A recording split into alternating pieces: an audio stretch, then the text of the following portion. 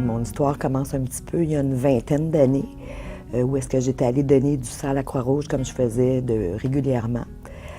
À ce moment-là, on m'a fait parvenir une lettre me disant de ne plus donner de sang et de communiquer avec mon médecin, que j'avais été testée anormalement positive à l'hépatite C.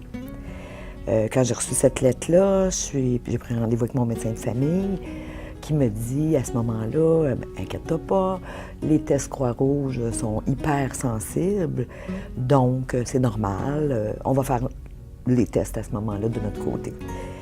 Les résultats sont venus, c'était négatif par rapport à l'hépatite C, sauf que mes enzymes de foie étaient comme bizarres, c'est ce qu'il me dit. Et puis, ce qu'il me dit par rapport à ça, c'est bon, on ne prendra pas de chance.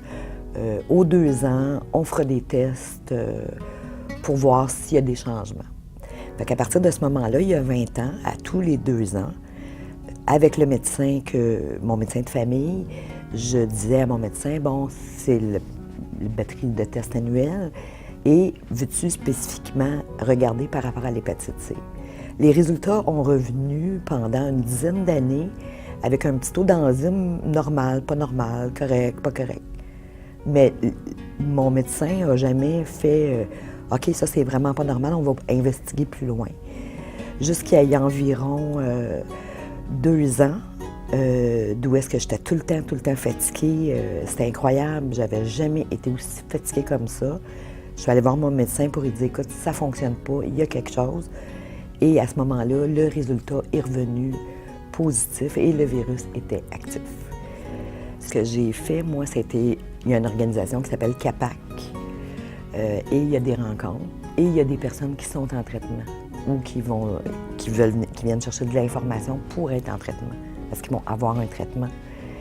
Puis je trouve que juste cette ressource-là, cet organisme-là apporte énormément, parce que, justement, l'écoute humaine est là.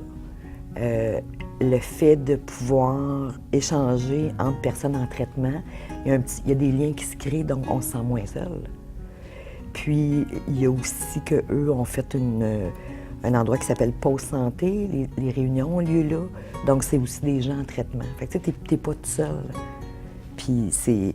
Chacun est différent, chacun vit ça différemment, mais le fait de peut-être un peu s'identifier à l'autre personne à côté, bien, je trouve que c'est aidant. J'ai aussi sur Internet un endroit qui s'appelle hépatite.net, qui est un endroit de chat, si on veut, avec des gens de partout à travers le monde qui sont en traitement, qui ont été en traitement. Donc, il y a comme un lien qui se crée virtuel, si on veut.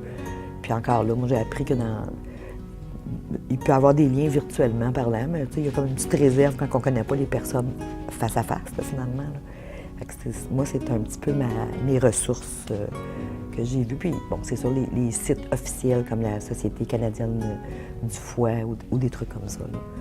J'essaie de ne pas aller prendre l'information dans la rue que quelqu'un qui ne sait pas c'est quoi. Là. Ouais. Mon médecin me disait que c'était une maladie à déclaration obligatoire, le VHC. Donc, si à ce moment-là, que cette maladie-là est à déclaration obligatoire, c'est qu'à quelque part, dans un endroit, ils savent très, très bien, les personnes qui ont été diagnostiquées d'hépatite C, puis je me dis, il devrait y avoir quelque chose qui se passe, que quand il y a un nouveau nom qui sort sur la liste, qu'il y ait une première communication pour expliquer c'est quoi les étapes qui s'en viennent. Tu sais, pas dans le néant bien là, on va faire d'autres tests, on va faire, tu sais, que ça soit clair, les procédures, puis un petit peu plus les délais. Écoute, il y a des choses qu'il faut savoir dès qu'on est atteint de l'hépatite C. Puis des fois, bien, malheureusement, c'est pas dans les livres qu'on le retrouve. Je pense que c'est une personne qu'il faut qui communique l'information. Soit une personne qui a déjà vécu, ou quelqu'un qui est très, très engagé humanitairement dans le traitement, à tout de moins, tu sais.